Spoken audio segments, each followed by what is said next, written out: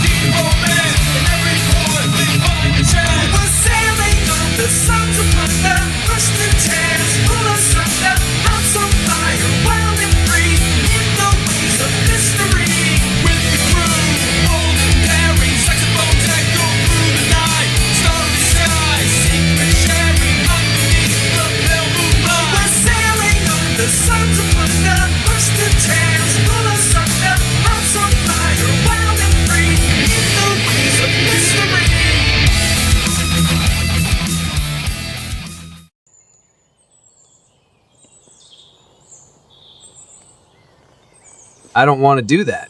Why don't you do it? I told you, 'cause I don't want to either. One you bumpkins better do this, unless you're okay with shriveling up and dying of thirst. Three young men debate one another within the midst of a forest thicket. A statement since the beginning of time that has never, not once, resulted in a gain for any parties involved. Incriminating the trio of boys further, they watch a woman making use of the king's road with a donkey-led cart alone. Since you're so keen to do this a particular way, Tristen, go ask, or else I think me and Drake know what must be done. Tristen inhales a deep well of breath in preparation of a verbal duel with his two traveling companions. He surrenders mid-intake and decides to expend his energy into something that may prove beneficial to himself. Pushing a blockage of thorny brush aside, the young man walks from the greenery and into the middle of the road to stand in the path of the woman and her cart. The woman with weathered hands urges the donkey to a slow with a gentle and caring tug of the reins. Crow's feet take form onto the corners of her eyes as she fixates on the livery Tristen wears on the linen collar draping over his chest. It bears the county's insignia, a yellow stripe with a single star above and below. You're a deserter! Tristen raises his hands with fingers fanned out, leather-clad palms facing the woman. Cowards like you got no business walking around sucking in our country's air. Good men out there dying while mud water like you roaming the roads. A damn shame it is. Lady, it's been a long few days, so if you could spare me the churlish routine, please. Look, I just want to get a few ladles worth of water, and I can be on my way. The road woman's hand slips beneath a quilt on the cart's bench. From it, she withdraws a hefty, preloaded crossbow with a bolt large enough to put an uncomfortably sized hole into his body. I'm not giving you a thing save for the business of this here bolt. If you got a god, I'll let you plead to him before I squeeze. Don't bother running neither. I'm an exceptional shot. At least, it's what my husband told me before riding off to war. The woman's expression becomes one of an individual who has just come to a realization. Though her eyes glaze over and the corners of her weathered lips fall into steep downward curves, the finger on the trigger stiffens. Oh shit, Tristen thinks to himself. This can't possibly be how I die. But he's wrong. This is how anyone could die. So why not him? Tristen's attention is stolen by the huddled form of Drake piercing the tree line and approaching the woman beyond her peripheral like an Angora cat on the prowl. Bless that soul less, little ginger. Thus are Tristen's internal thoughts. Well, wait, before you send me to our maker, what was your husband's name, perhaps? I knew the guy. Hugon Alderman Tate, the fourth. Wow, that's a name if he had ever heard one. In fact, he knows the face to this name. Hugon Alderman Tate. He knows this guy. A noble who led the Lynchen Pin Infantry. They called him Pinhead. It was as funny as it was then as it is now. I know him! A noble. Had a head so bald you could eat off it. Small beady little eyes too. Cruel lines sink into her skin. Like forming fissures, they fracture a woman once whole. That finger begins to squeeze. Had you say? You talk so humorous of the man as if he were history. Funny how quickly a person can become history, isn't it? Had! No, ma'am. Has a manly bald head is what I meant to say. I'm kinda sure he's still alive and well. Maybe. We'll see how funny it is when you got this here bolt in your belly. We'll see who's smirking then. Her trigger finger trembles as her eyes redden and swelter with tears. Tristen can't see anything other than his own short life flash before his eyes. She hardens her heart in an instant. The exasperation wash her over her face, through every earned age line she wears. It's ugly yet in some way beautiful. The complicated internal exchanges required to willingly take a life. The snap of a twig to the woman's flank tips her off to a more pressing situation. She and the crossbow pivots in place. Drake springs from concealment and shoves the stirrup to the wayside as she squeezes the crossbow's lever in a final moment of desperation. The bolt propels into the brush. Tristen reactively drops to the ground and shields his vitals. Son of a bitch! Jonald spills out from his place within the green, clutching the side of his face. Blood gushes from between his fingers and watering the foliage in a trickle of bright red hemoglobin. Jonald, you okay? No! What are you? Stupid! Tristen rises to a stand, his heart pounding like the thunderous hooves of gargantuan war horses on the battlefield. Twice, he's almost died in the last week. This second time isn't any easier than the first neither. His limbs are numb. If he were to move from this spot, he fears he may trip over himself. Done pissing yourself, Tristen? When you are, help me rob this lady. The woman's murderous intent is vanquished by fear. It rules her now, betrays her previous self. Drake decides he has the time to give the crossbow a quick once-over, before committing to keeping watch on the spiraling woman. Please don't kill me. I was beside myself. Taken by the monsters these times, put into one. I beg for my children's sake, they not a father. Don't put them without a mother as well. The road lady slows her breathing and composes herself to the best of her emotional ability. Her body language deflates into a state of sunken emotions. Oh, come on, lady. We aren't gonna kill ya. But we are gonna rob you. Gently rob you. But you did shoot our commander and scared the other guy into a crisis. I say that's worth a refill on our water flasks, a few fish, and some of that mead you got. I think any court of law would say that's a fair ask for the emotional and physical damages you caused. Bear my ass! The woman buries herself into the palms of her hand when she begins to sob into them. Muffled cries and nasally sniffles kills the mood of things. Jonald, with the left ear clasped beneath the care of his palm, he shakes his head and rolls his eyes. Yeah, no, maybe we just take some water and go. Are you kidding me? Tristen, are you literally telling a joke right now? No, I'm just saying we take what we need and get out of here. Simp. Drake nods in Jonald's direction. I was thinking it but wasn't gonna say it. But you're acting like a simpy McSimperton. Are you too serious? I was the one who was against robbing the lady from the start, remember? Besides, I feel bad now, cause we did kinda get her. Don't you finish that statement, mate. Besides, Jonald was the commander. If anybody got her old man killed, it was him. Oh my god. Are you both actually this dumb? The woman raises her head, strands of hair partially veiling her new mask. It's ugly.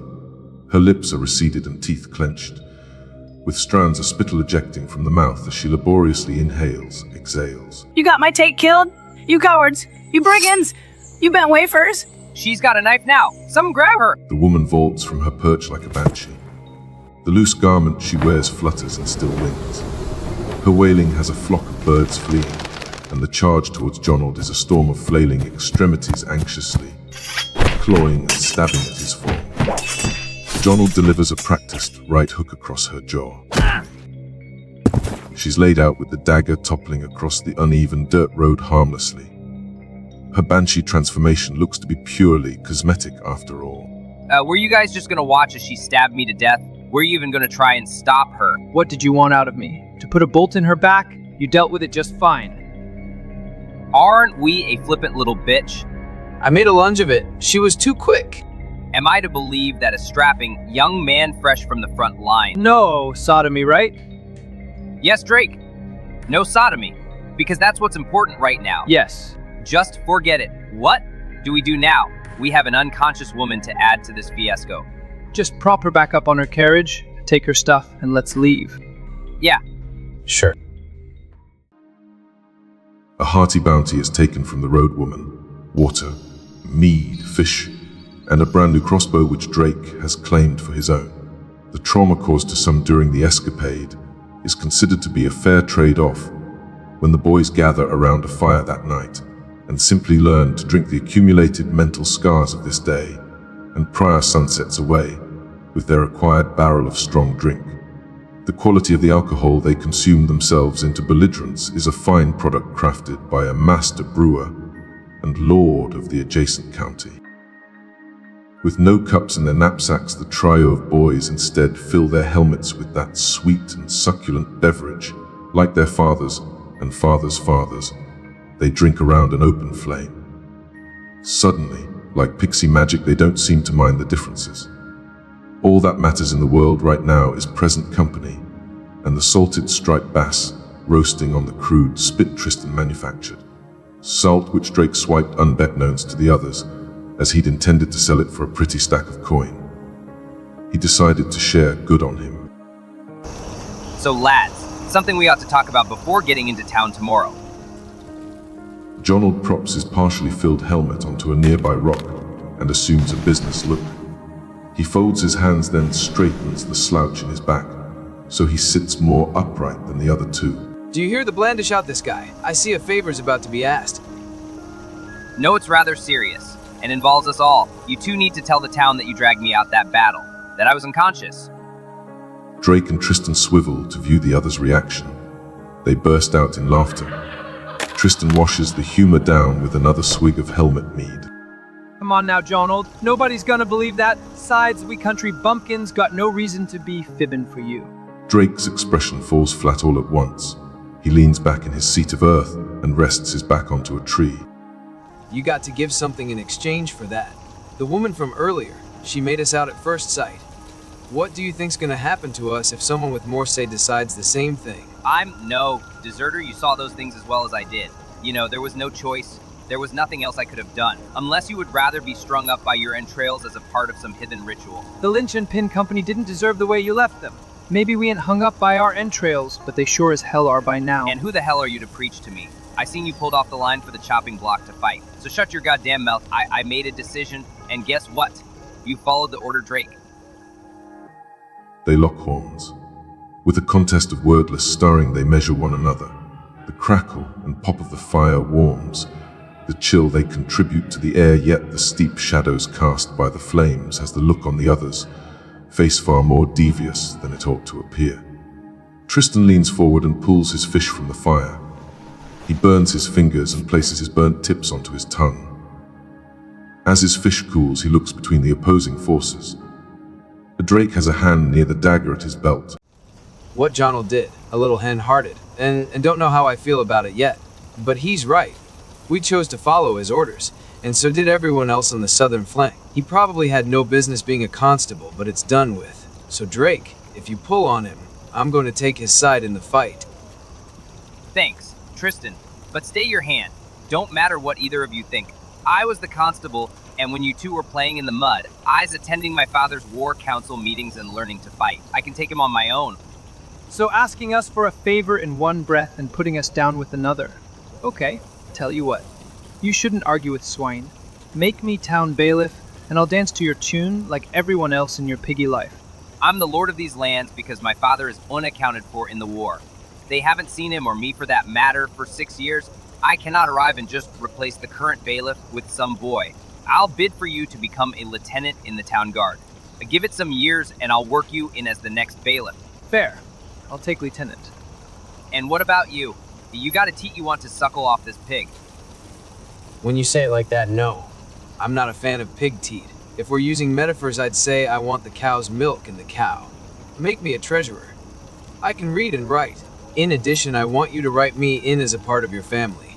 I want the right to own land. Holy shit, that's no milking cow. If this is a metaphor, you're asking to take my wife and have me watch while you do it.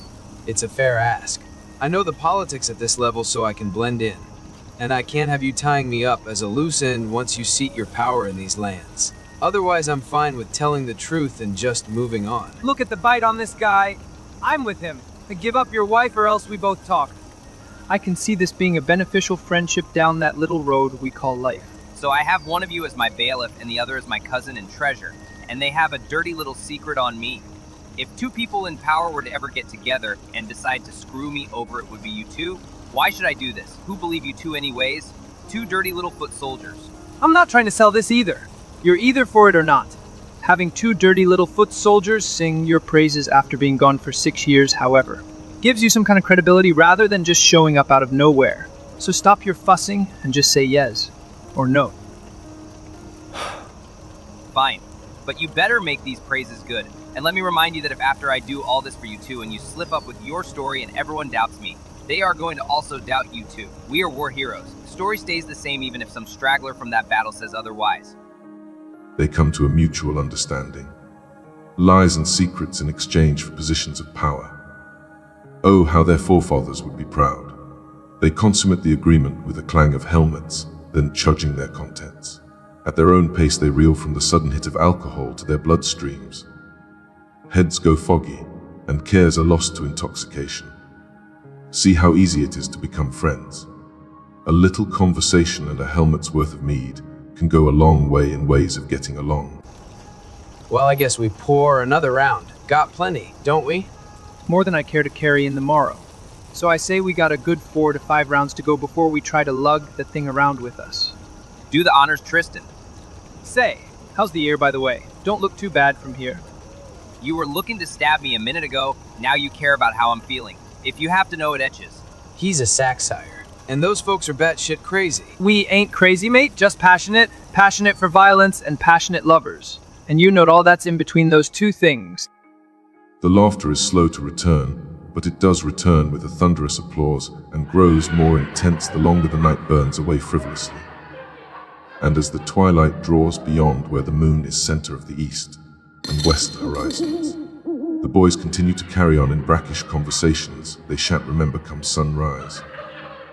What they discuss is nothing special really. Have you ever heard young men debate over a woman's anatomy? Well, if you haven't, you aren't missing anything. And neither are you missing out on any of the conversations they are having in their current state of belligerence.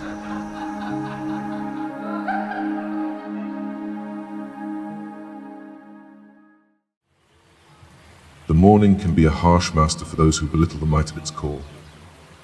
The sun's unwelcoming light strikes closed eyelids that wince and turn away from the morning. It's no use, however, and ultimately stirs the boys awake. Drake and Jonald nurse the residual effects of last night's reverie as Tristen drags from a lack of sleep. They soldier up as boys of their mettle do. Tristen ensures the keg of that. Oh, so sweet spicy fruit water won't be left behind by electing himself to lug the hefty thing on the march. They gather what little belongings they have between them all then. They press on for the final leg of this little adventure. They stand atop a grassy hill overlooking a town of good stock. A large strait divides two land masses with the Bora on one side. This body of water flows into the bay, and the bay connects to the ocean itself. Jonald breathes in a lungful of the brine in the air, taking a moment to feel the breeze and be enveloped by nostalgia of a bygone time. Last time he stood on this very spot was with his father just before they departed. The wall that was under construction is now an imposing architectural marvel. The crisp winds blow without opposition at this hill's altitude. With it carries a waft of scents from this pocket of civilization, mostly burning wood from the many chimneys at work. Would you look at that view? Home, finally. Though the banners they're flying look a little off. They resemble my family's crest, but something's added. That makes me a little nervous, Jonald.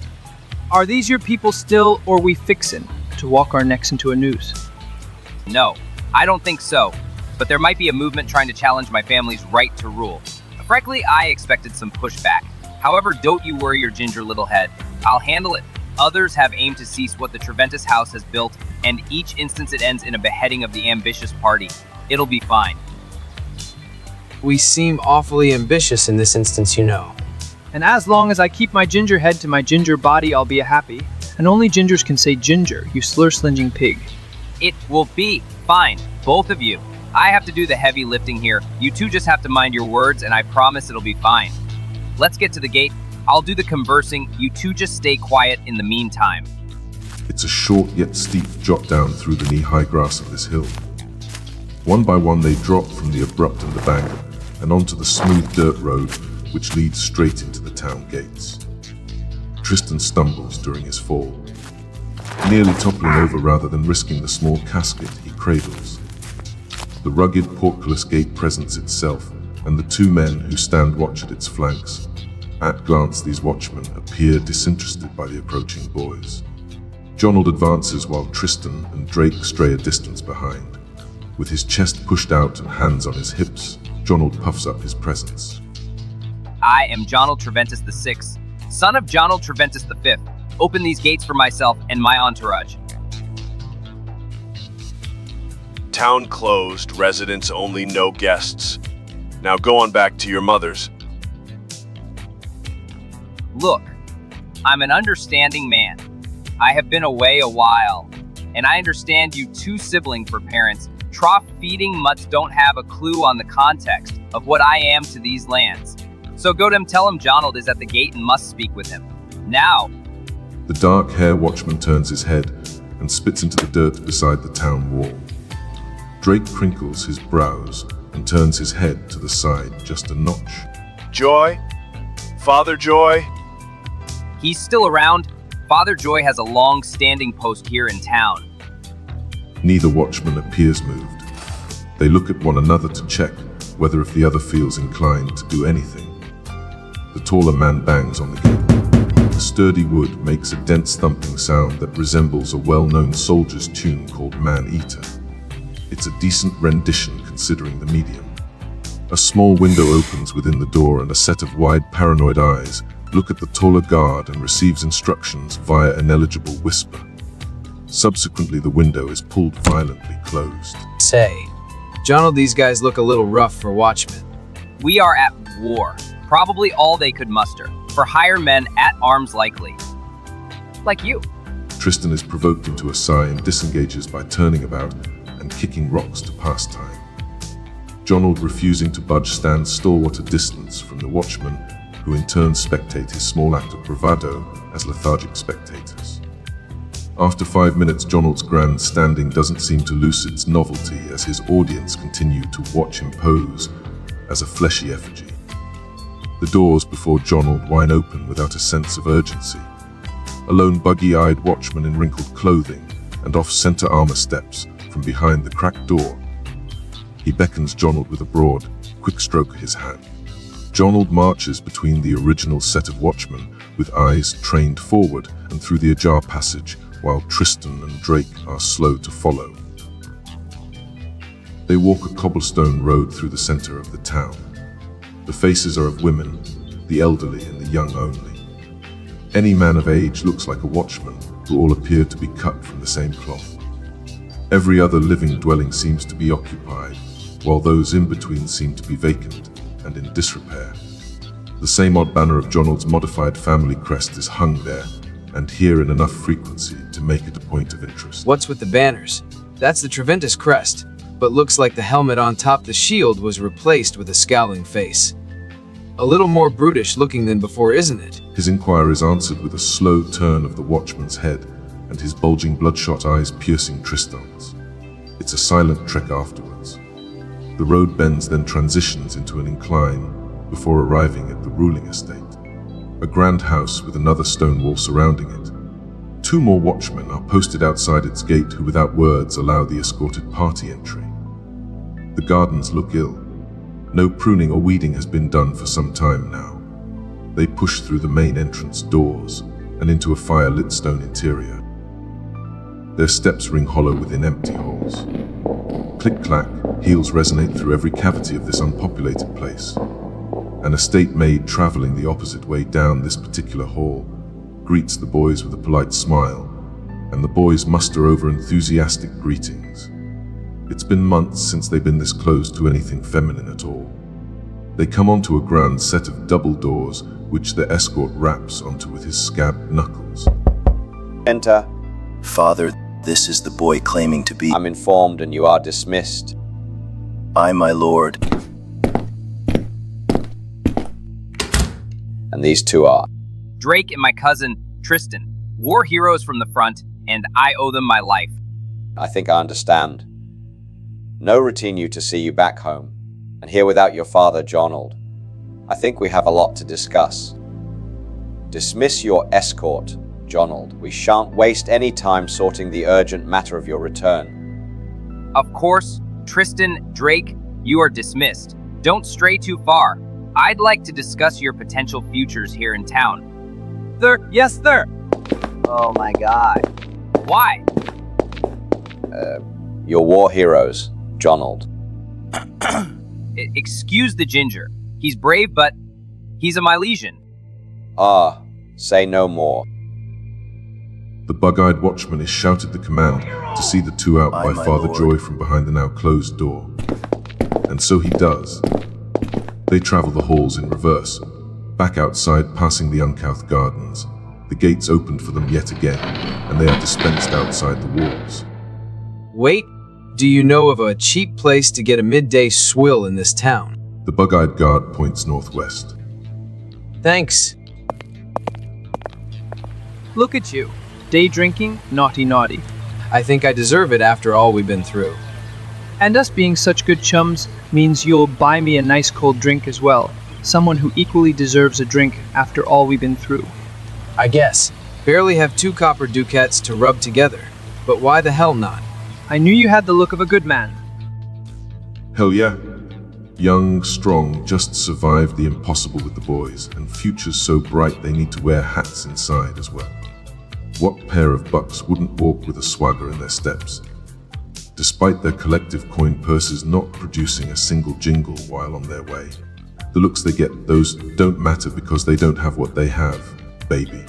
They waltz through the double doors of the establishment simultaneously and stand tall in the entry as if they were 2 beacons of light, shedding their marvelous rays all over the dusty day drinking patrons.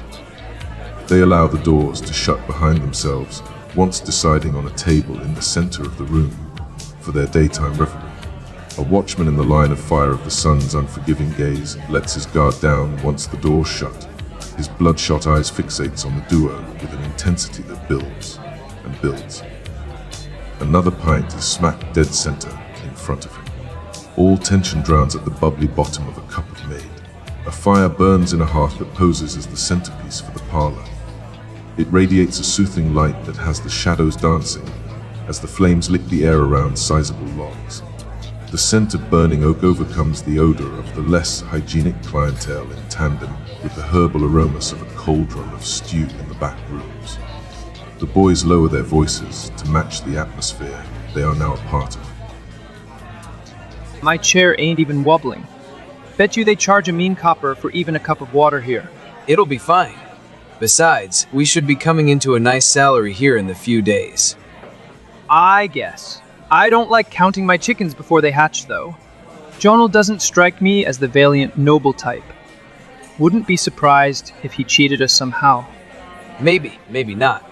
I'll take my chances here rather than face being flayed alive or being impaled with a crossbow by some overly patriotic woman. I hear you, though you can't deny that we aren't out the woods yet. The watchmen here look a little unsavory too, don't you think? Excuse me, boys. Don't mean to stop this exciting conversation of yours, but don't want to keep ya waiting either. Can I get you anything? Oh hey, why yes. How about a beer? And one for my friend here too. You got it, darling. Like I was saying, we need to keep our guards up here. Something just ain't. Right? Listening to me, mate? A messenger raven to Tristen? Yoo-hoo! Of course he isn't paying attention. Why should he? Drake doesn't have protruding hips and 2 fun mounds on his chest, does he? Does Drake have supple skin and feminine facial features? Does Drake have the voice Tristen could listen to for every single morning from now until the end of time? Hell no. In fact, who's Drake? Suspicious looking what now? Forget all that. This town will be a great town. This place has all the makings of a good life. Wow, look at her. She's so pretty. Though not all within eye-shot are pretty, neither are they kinda warm or even embracing. Not all in proximity are sensual. Else where is a thing alien? It immigrated from a place far from this one, and has emotions which manifest from the same notions that Tristen has now. Passion. It burns. If left unchecked, historical accounts prove that things birthed from this place tends to burn everything and everyone, even the object of conviction.